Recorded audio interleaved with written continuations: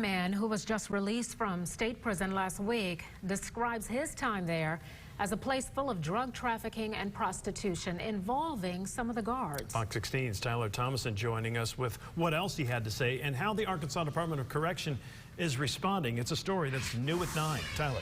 Kevin and Donna, good evening. Yeah, that inmate who remains out on parole tonight says drugs and sex with guards were common inside the Wrightsville unit just south of Little Rock. He also says privacy and safety were concerns there.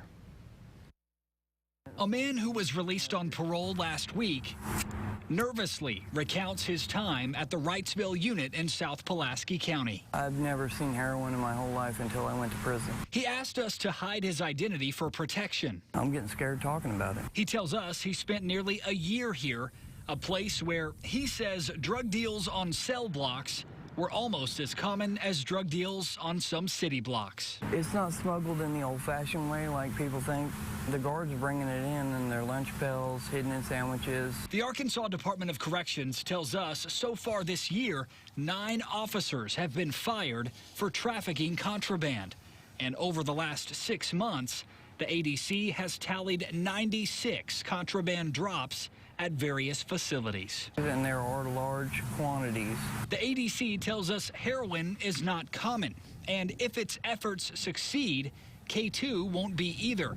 They expect to reduce recent K2 issues in Arkansas prisons by 37% this year. In addition to the drug problem, this man says sex is too. And you can actually pay for sexual favors from guards. He describes a setting with limited privacy and unlimited sexually deviant behavior. I mean, I relate it to a complete breakdown of civilization.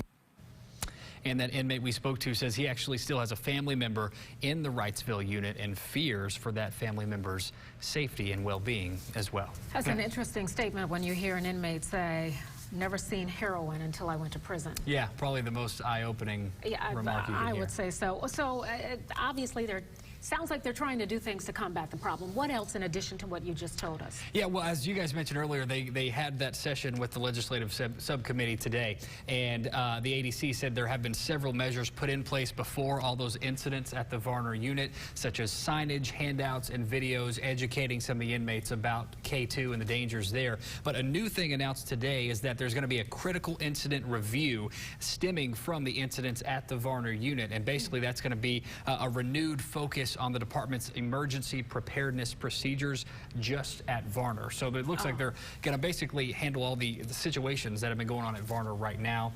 That's where there seems to be a lot of the problems. So that's, I guess, what they're going to try to take care of first. My goodness, well, keep us posted. You bet. Thank you. Thanks. Well, days ago.